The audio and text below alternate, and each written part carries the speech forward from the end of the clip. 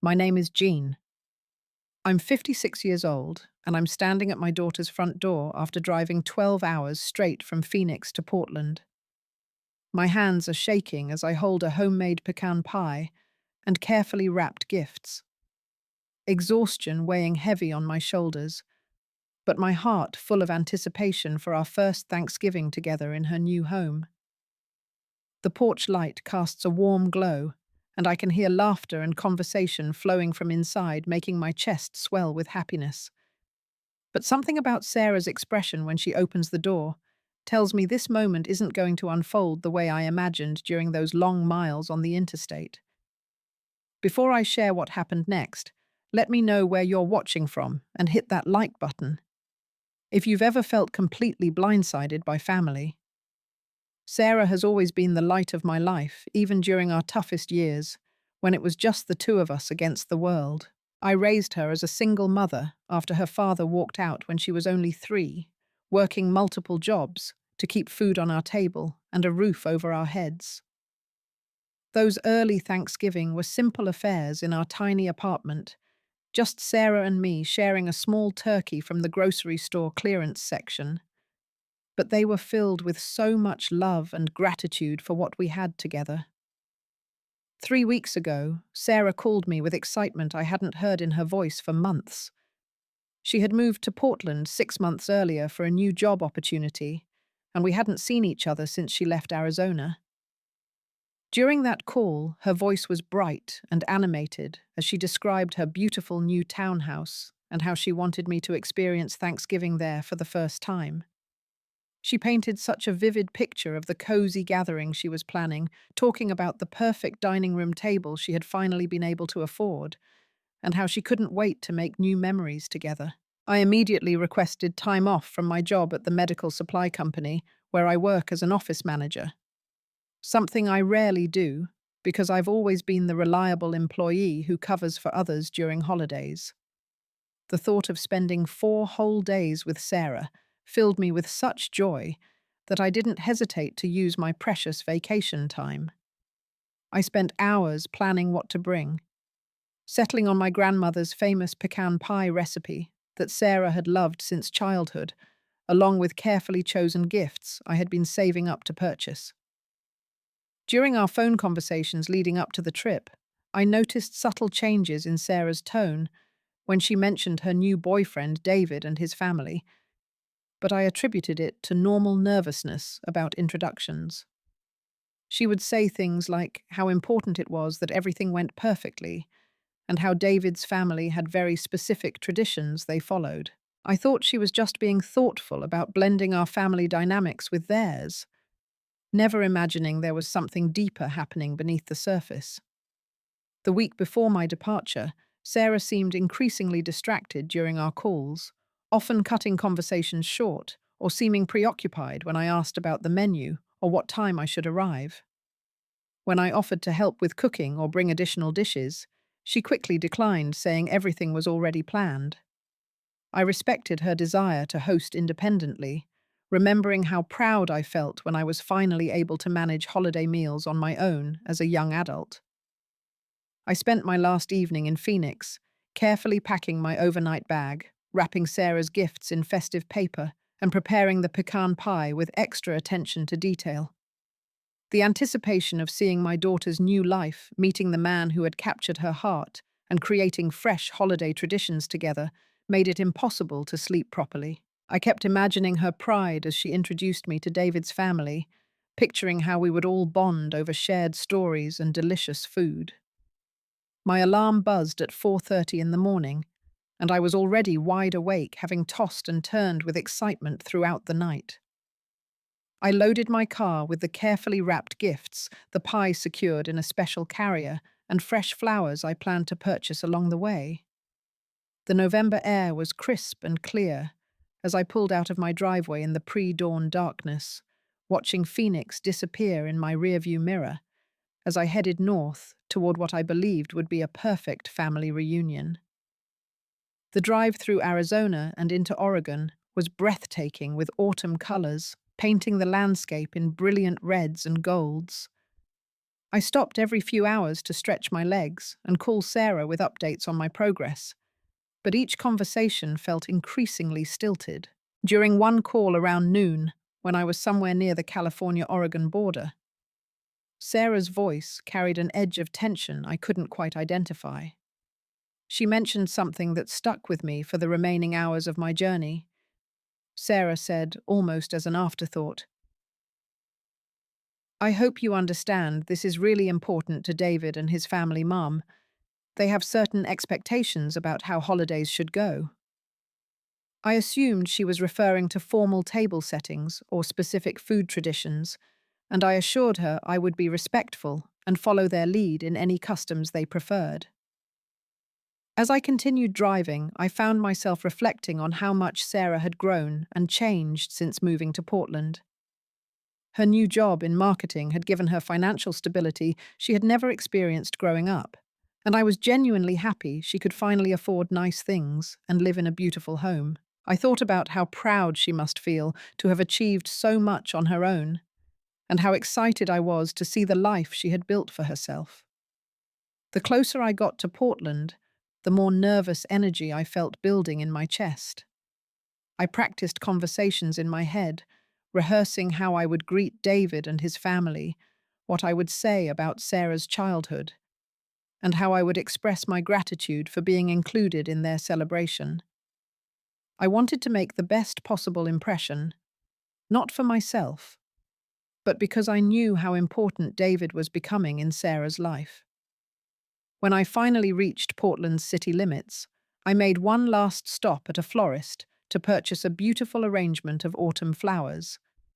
The shop owner helped me select a stunning bouquet of orange lilies, burgundy chrysanthemums, and golden sunflowers that would complement any Thanksgiving table. As I drove through Sarah's neighborhood, admiring the well-maintained homes and tree-lined streets, I felt such overwhelming pride in her accomplishments and excitement about the evening ahead.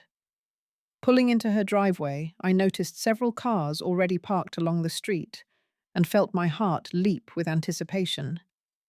The number of vehicles suggested a wonderfully full house, exactly the kind of warm, bustling family gathering I had dreamed about during the long drive.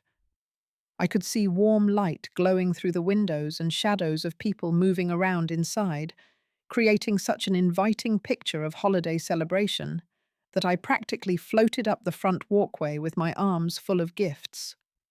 Standing on Sarah's front porch, I took a deep breath to compose myself before ringing the doorbell, smoothing down my hair, and making sure the pie carrier was level in my hands. Through the frosted glass panels beside the door, I could see movement and hear the pleasant hum of conversation mixed with soft background music. My heart was racing with anticipation as footsteps approached from inside, and I automatically arranged my face into the biggest, warmest smile I could manage. When the door opened, Sarah appeared, but instead of the enthusiastic embrace I expected, she stood frozen in the doorway with an expression I had never seen before. Her face went completely pale, and her mouth opened slightly as if she were struggling to find words. For several long seconds, we just stared at each other, while the sounds of the party continued behind her, creating a bizarre contrast to the tension suddenly crackling between us. "Mum," she finally whispered, her voice barely audible over the voices inside. "I thought I mentioned this was invite only."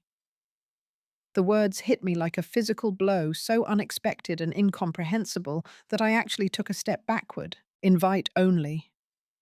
I stood there holding her gifts and the pie I had made with such love, trying to process what my own daughter had just said to me after I had driven across 2 states to see her. Through the gap beside Sarah's shoulder, I caught glimpses of the scene inside her home, and it was everything she had described during our phone calls. The dining room table was elegantly set with what appeared to be expensive china and crystal glasses. Candles flickered warmly throughout the space, and well-dressed people moved around, holding wine glasses and engaging in animated conversations. It looked like a magazine spread of the perfect Thanksgiving gathering, sophisticated and beautiful, in ways my humble celebrations had never been. A tall man with perfectly styled dark hair appeared behind Sarah, placing a protective hand on her shoulder as he assessed the situation at the door. This had to be David, though his expression was far from the welcoming warmth I had expected from someone who supposedly wanted to meet his girlfriend's mother. He looked at me with polite confusion, as if I were a door-to-door salesperson who had arrived at an inconvenient time. "Sarah, is everything all right?" he asked, his voice carrying the kind of refined accent that spoke of private schools and country club memberships. "We're just about to sit down for dinner." His tone was pleasant but distant, and I realized with growing horror that he was looking at me like a complete stranger. There was no recognition in his eyes, no warmth of someone who had heard stories about his girlfriend's mother and was eager to finally meet her. Sarah's face crumpled slightly as she struggled to respond to David's question, and in that moment, I began to understand that something much more complicated was happening than a simple miscommunication about dinner arrangements. The way she avoided meeting my eyes, the panic I could see building behind her carefully composed expression, and David's complete lack of familiarity with my existence all pointed to a truth I wasn't ready to accept. "But honey," I managed to say, my voice sounding strangely hollow to my own ears, "you invited me 3 weeks ago. We've been planning this for weeks." I held up the pie and gifts as evidence, as if the physical proof of my preparation would somehow resolve whatever misunderstanding was occurring. Sarah's eyes darted nervously between me and David, and I watched her internal struggle play out across her features as she searched for words that could explain the unexplainable. The silence stretched between us like a chasm, while I stood on that porch, still holding the symbols of my love and anticipation, trying to reconcile the daughter I thought I knew with the stranger staring back at me. Behind Sarah, I could hear someone calling her name from inside the house. A woman's voice with the same polished accent as David's, growing slightly impatient. The contrast between the warmth and celebration happening just feet away and the cold rejection I was experiencing created a surreal nightmare, like quality to the moment. David stepped forward slightly, his body language subtly but unmistakably protective of Sarah, and I realized he was treating me like a potential threat rather than family. "I'm sorry," he said with careful politeness, "but I think there might be some confusion here. This is a private family gathering, and we weren't expecting additional guests." The way he emphasized family felt like a deliberate exclusion, and I found myself wondering how much Sarah had told him about her background, about me, about the life we had shared together. "Additional guests," I repeated, my voice rising slightly with disbelief. "I'm not an additional guest. I'm her mother." The words came out more forcefully than I intended, powered by a growing sense of indignation at being treated like an unwelcome intruder. David's eyebrows rose in surprise, and he turned to look at Sarah with an expression that demanded immediate explanation. It was in that moment that the full scope of Sarah's deception began to reveal itself. I watched my daughter's face cycle through emotions I had never seen before: panic and guilt, and something that looked disturbingly like shame. Not shame about the situation we found ourselves in, but shame about me, about her past, about the woman who had sacrificed everything to raise her with love and dignity despite our financial struggles. From inside the house, I heard heels clicking across hardwood floors, approaching the front door with purpose. "David, dear, is there a problem?" The voice belonged to an older woman, and when she appeared beside David, I immediately understood I was looking at his mother. She was impeccably dressed in a cream-colored cashmere sweater and elegant slacks, her silver hair styled perfectly, emanating the kind of effortless sophistications that comes from generational wealth and social status. This woman, who I would later learn was named Patricia, looked at me with the polite but firm expression of someone accustomed to managing uncomfortable social situations. Her gaze took in my travel-rumpled clothes, my slightly frazzled appearance after 12 hours on the road, and the homemade pie in my hands. And I could see her making instant calculations about my place in whatever social hierarchy governed her world. "I'm sorry," Patricia said, her tone kindly, but unmistakably dismissive. "But we weren't expecting anyone else this evening. This is intended to be a family celebration, and we have everything carefully planned for our specific group." She spoke to me as if I were a well-meaning neighbor who had misunderstood an invitation, completely unaware that she was excluding the person who had given Sarah life and raised her single-handedly for 18 years. The casual cruelty of being treated as irrelevant by these people who didn't even know I existed hit me with devastating force. Standing there with my arms full of gifts and love being politely but firmly told I wasn't welcome in my own daughter's life felt like having my heart ripped from my chest. But what hurt most was watching Sarah allow it to happen, seeing her stand silently by while I was dismissed like an inconvenience. "Mum," Sarah finally whispered, her voice thick with tears she was trying not to shed. "Maybe you could come back tomorrow, or we could meet for coffee later in the weekend." The suggestion that I should simply disappear after driving 12 hours to see her, that I should retreat to some hotel room while she celebrated with the family she apparently preferred, was so breathtakingly hurtful that I actually felt physically dizzy. Standing there in the doorway, watching my daughter suggest I simply vanish into the night. After traveling across 2 states to see her, I felt something crack deep inside my chest. The careful composure I had maintained throughout this bewildering encounter began to crumble as the full magnitude of Sarah's betrayal became impossible to ignore. She hadn't simply failed to mention me to David's family, she had actively erased me from her life story, and now my unexpected appearance threatened to expose whatever elaborate fiction she had constructed about her past.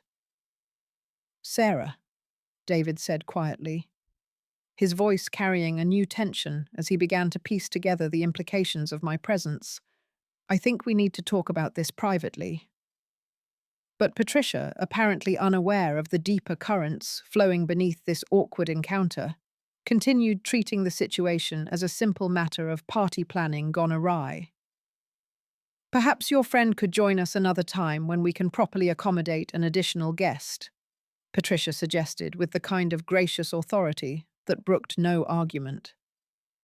"We have place settings for exactly 8 people, and the seating arrangements have been carefully planned to facilitate meaningful conversation among family members."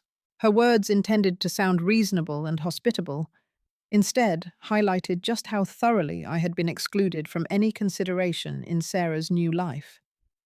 The sound of more voices from inside the house indicated that other guests were becoming aware of some kind of disruption at the front door. I could hear a man's deeper voice asking if everything was all right, and what sounded like younger voices, probably David's siblings, expressing curiosity about the delay in beginning their meal. The knowledge that an entire roomful of people was waiting just beyond my sight, people who had been deemed worthy of inclusion in Sarah's life, while I had been deliberately erased, made my humiliation feel complete. "Actually," I said, my voice growing stronger as anger began to override hurt, "I think there might be some confusion about who I am and why I'm here." I looked directly at Patricia, then at David, before finally settling my gaze on Sarah's stricken face. "I'm not just anyone asking to crash your party. I'm Sarah's mother, and she specifically invited me to join your family for Thanksgiving 3 weeks ago." The impact of my words was immediate and devastating. Patricia's confident expression faltered as she processed this information, her gaze shifting rapidly between Sarah and me as she tried to reconcile what I was saying with whatever story she had been told about Sarah's background. David went completely still, his face draining of color as he stared at Sarah with growing comprehension and horror. "Your mother," Patricia repeated slowly, as if the words themselves didn't make sense. But Sarah told us her mother had passed away several years ago. She's shared such touching stories about her late mother's influence on her life and how much she missed having family during the holidays. The confusion in Patricia's voice was genuine, but it quickly gave way to something sharper as she realized she had been deliberately deceived. The silence that followed was deafening. Through the open door, I could see that the conversation inside the house had completely stopped, and I knew that everyone within hearing distance was now focused on our exchange. Sarah looked like she wanted to disappear into the floor, her face cycling through shades of red and white, as her carefully constructed world began to collapse around her. "Passed away?" I said, my voice rising with incredulous anger. "I raised you alone for 18 years, Sarah. I worked 3 jobs to put you through college. I'm standing right here very much alive after driving 12 hours because my daughter invited me to Thanksgiving dinner." Each word felt like a physical release of the pain and betrayal that had been building in my chest since I arrived at this door. David's face had gone completely white, and when he spoke, his voice was barely controlled. "Sarah, you told me your mother died when you were in high school. You said that was why you understood the importance of family, because you had lost yours." The hurt and confusion in his voice made it clear that this deception went far deeper than simply omitting details about her background. Sarah had built her entire relationship with David on a foundation of lies about who she was and where she came from. The moment when David confronted Sarah about her lies was like watching a carefully built house of cards collapse in slow motion.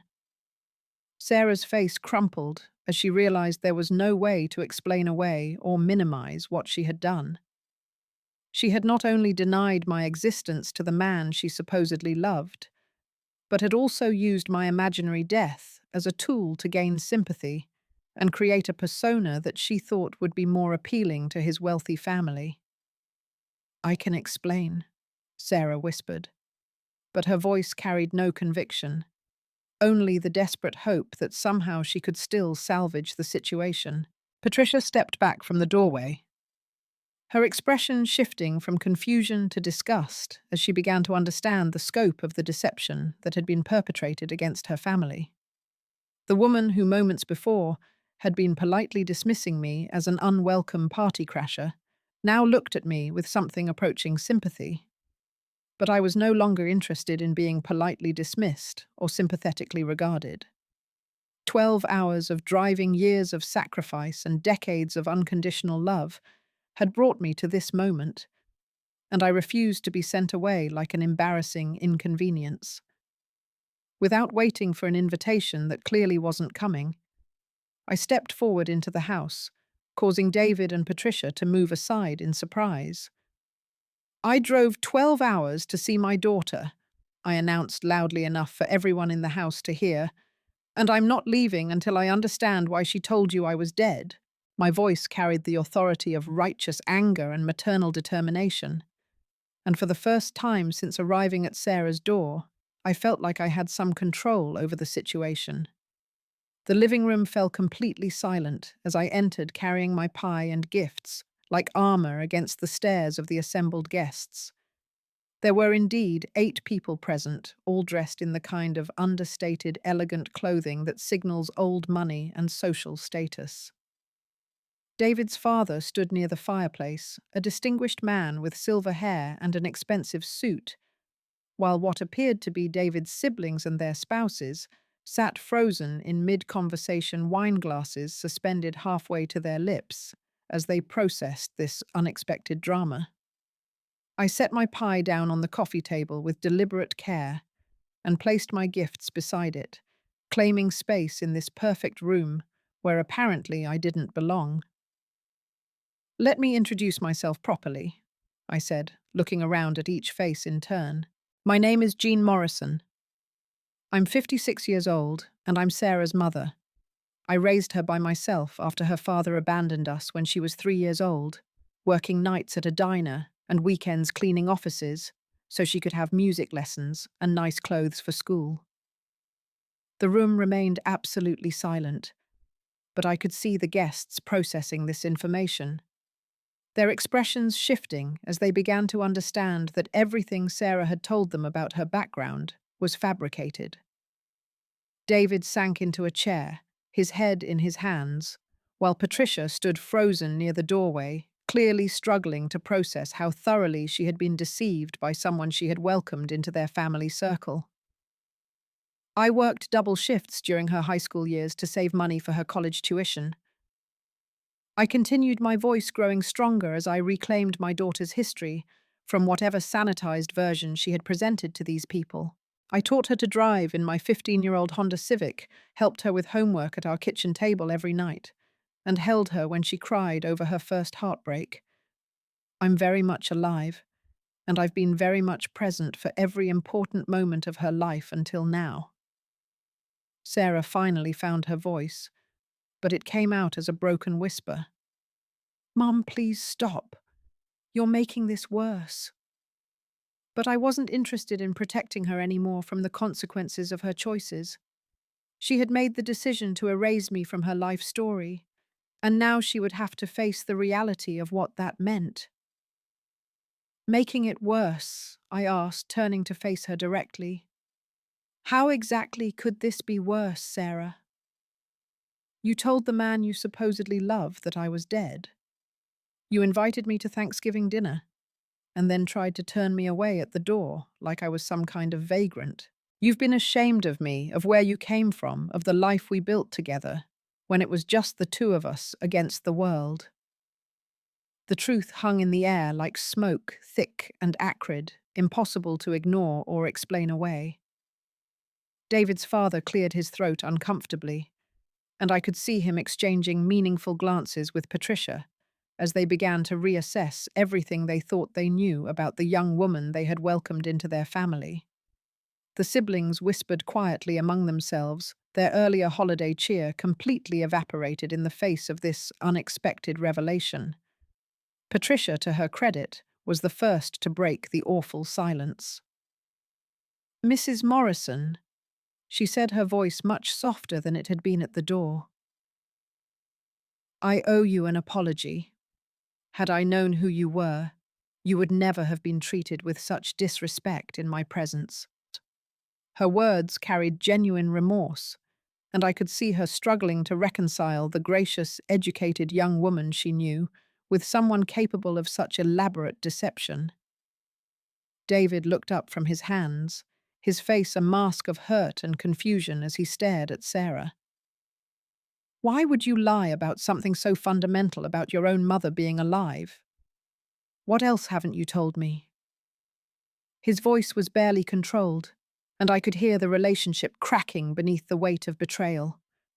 This wasn't just about social embarrassment or family dynamics. It was about trust and honesty and the basic foundations upon which love is built. I wanted to fit in, Sarah said, through tears that were now flowing freely down her cheeks. I wanted you to see me as someone worthy of your family, someone who belonged in this world. I thought if you knew where I really came from, how poor we were, how different my background was from yours, you wouldn't want to be with me.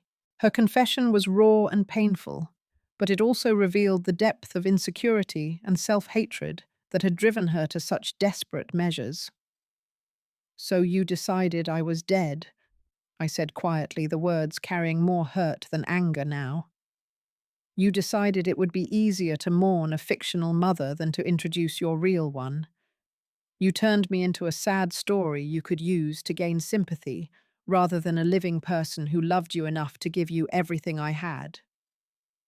The pain in my voice seemed to cut through Sarah's defenses more effectively than my earlier anger had. David's younger sister, a woman who appeared to be in her late 20s, suddenly spoke up from across the room. Sarah, I don't understand. You've told us such beautiful stories about your mother's strength and wisdom. You said she taught you everything you know about perseverance and grace. How could you say those things if you were ashamed of her? Her question highlighted the fundamental contradiction in Sarah's behavior, honoring imaginary memories while rejecting the living source of those lessons. Because those stories were true, Sarah sobbed. Everything I told you about my mother was true. She is strong and wise and amazing. That's what makes this so horrible. I wasn't lying about who you are, Mum. I was just lying about whether you were still alive to be an embarrassment to me. Her words revealed the painful complexity of her feelings, simultaneously honoring and rejecting me in a way that was almost more hurtful than simple denial would have been. Patricia moved closer to where I stood, her earlier hostility completely replaced by something that looked like respect, tinged with sadness. Mrs. Morrison, your daughter has spoken about her mother's influence countless times since we've known her. She's shared stories about a woman who worked multiple jobs to provide opportunities, who taught her the importance of education and self-reliance, who showed her how to be strong in difficult circumstances. I had no idea she was describing someone who was still alive and could be part of our celebration. The irony was devastating. Sarah had used my life story, my struggles and sacrifices, as a way to build credibility and sympathy with David's family, but only under the safe condition that I was dead and couldn't actually appear to complicate her carefully curated image. She had turned my love into a convenient narrative tool, while simultaneously rejecting my living presence as something shameful that needed to be hidden. David stood up slowly, his face pale but his voice steady as he addressed the room. I think Sarah and I need to have a private conversation. This celebration is over. His words carried finality, and I could see in his expression that something fundamental had shifted in how he viewed both Sarah and their relationship. Trust, once broken so completely, would not be easily repaired. The aftermath of David's announcement created a flurry of awkward activity as his family members gathered their belongings and prepared to leave. Patricia approached me before departing, her eyes filled with genuine regret for how the evening had unfolded. Mrs. Morrison, I hope you know that had we been aware of the truth, you would have been welcomed here with open arms. Any mother who raised such an accomplished daughter deserves our respect and admiration regardless of circumstances. Her words were kind, but they couldn't erase the fundamental damage that had been done. I watched David's family file out into the November night, their perfect Thanksgiving celebration destroyed by the revelation of Sarah's elaborate deception.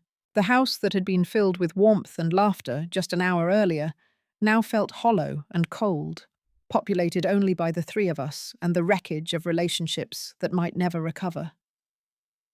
David turned to Sarah once his family had gone, his face a mixture of hurt and disappointment that was painful to witness. I need some time to think about what this means for us, he said quietly. I can't be with someone who could lie so fundamentally about who they are and where they come from. If you're ashamed of your own mother, how can I trust anything else you've told me about yourself? Sarah's sobs intensified as she realized the full cost of her choices. David, please don't leave me. I can explain everything. I can make this right. But even as she spoke the words, we all knew that some betrayals cut too deep to be easily forgiven. David collected his coat and keys, paused at the door for a moment as if he might say something more, then quietly left Sarah and me alone in the house she had been so proud to show off. The silence between us stretched for several minutes, broken only by Sarah's diminishing sobs and the distant sounds of traffic outside. I found myself looking around at the beautiful home she had created, taking in the expensive furniture and carefully chosen decorations that represented the life she had built since leaving Arizona. Everything was lovely and sophisticated, exactly the kind of environment I had always hoped she would be able to afford someday. I never wanted it to happen this way, Sarah finally whispered, her voice barely audible. I never meant for you to get hurt. But her words felt hollow in light of what had transpired. She had specifically invited me to this dinner, knowing full well that David's family believed I was dead, which meant she had deliberately orchestrated a scenario where I would either be turned away at the door or forced to expose her lies through my mere presence. What did you think would happen, Sarah? I asked, my voice weary now rather than angry. Did you think I would just disappear when you told me this was invite only? Did you think I would drive back to Arizona without demanding an explanation? Or were you hoping that somehow you could maintain this fiction even with me sitting at the same table as David's family? The logistics of what she had attempted seemed impossible in retrospect, which made her motivations even more difficult to understand. I thought maybe I could introduce you as someone else, she admitted through fresh tears. Maybe a family friend or a mentor figure. I thought I could find a way to have you here without them knowing the truth about our relationship. Her plan, such as it was, revealed just how completely she had lost sight of reality in her desperation to maintain the image she had created for David's family. I sat down heavily in one of her expensive chairs, suddenly feeling every mile of the long drive and every year of the sacrifices I had made for this child who had grown up to be ashamed of me. So you were willing to have me at your table, but only if I agreed to pretend I wasn't your mother. Only if I participated in the lie that my own existence was something to be hidden and denied. The depth of the betrayal was still sinking in, layer by layer, each realization more painful than the last. I'm so sorry, Mum, Sarah said, moving closer to where I sat. I know what I did was terrible. I know I hurt you in ways I can never take back. But I was so scared that if David knew the truth about where I came from, about how poor we were, about all the ways I was different from his family, he wouldn't love me anymore. Her explanation, while painful to hear, at least helped me understand the fear that had driven her to such desperate measures. Sarah, I said quietly, looking directly into her eyes for the first time since this nightmare began.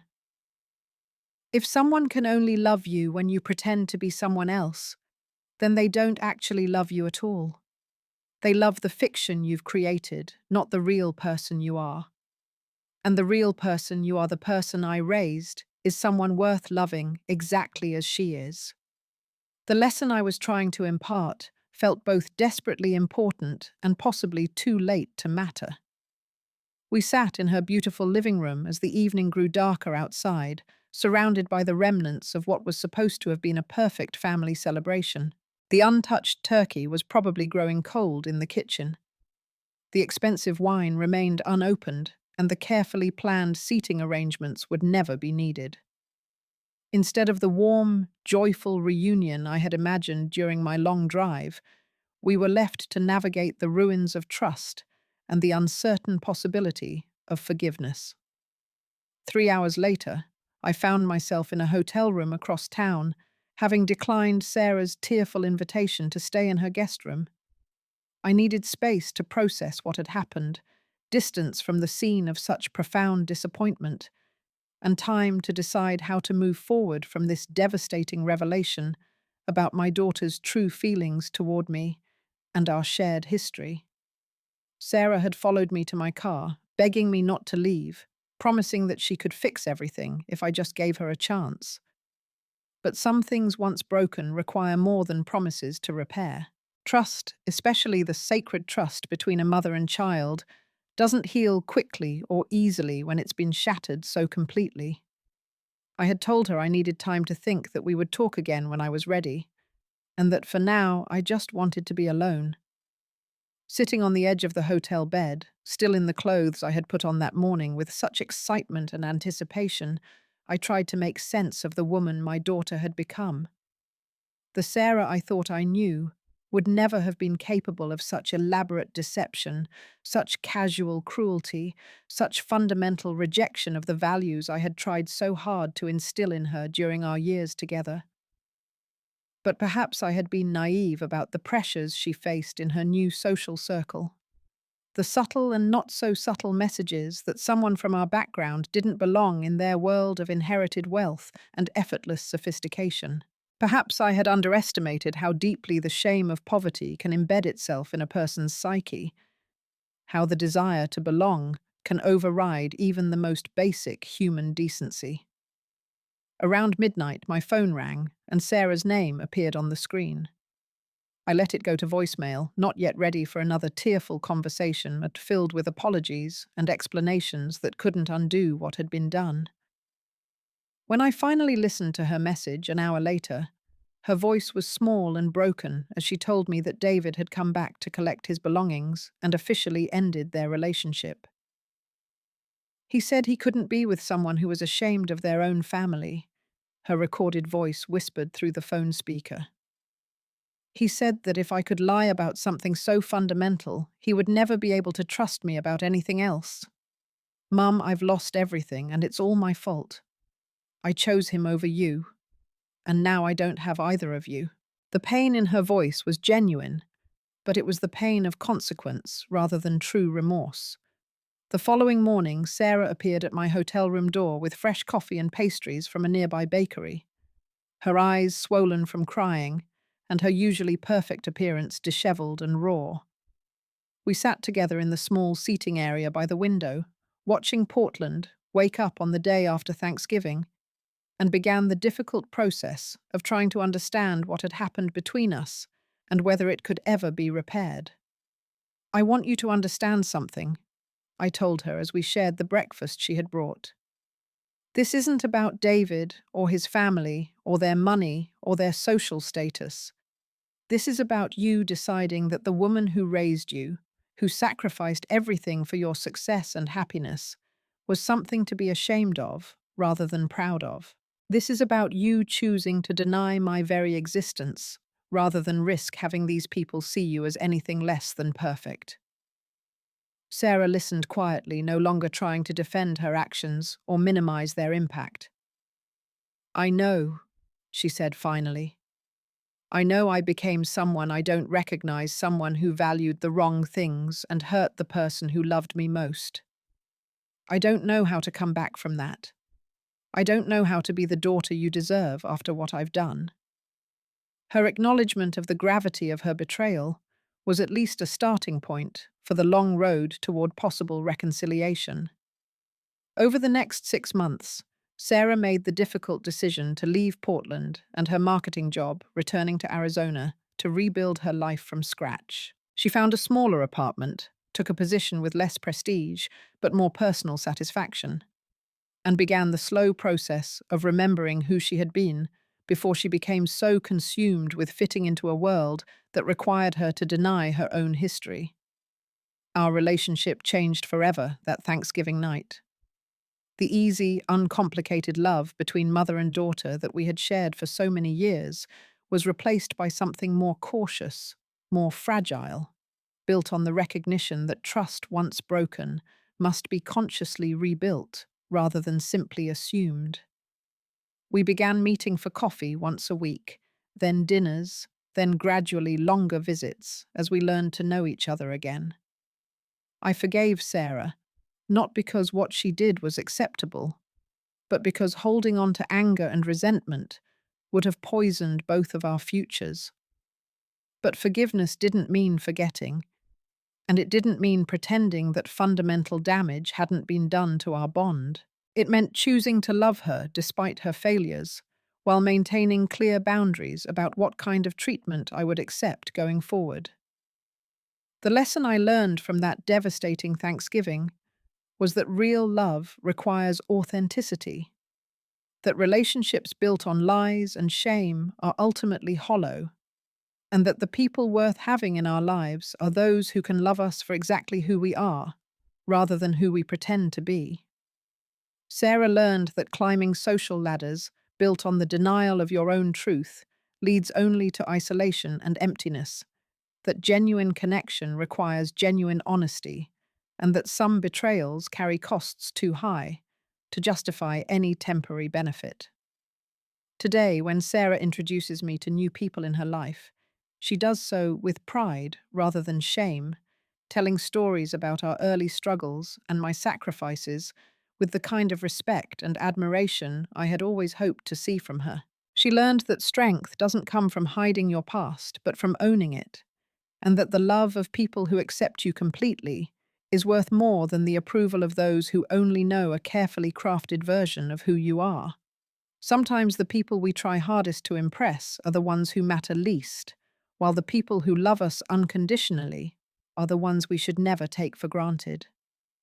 Real family isn't about blood or money or social status.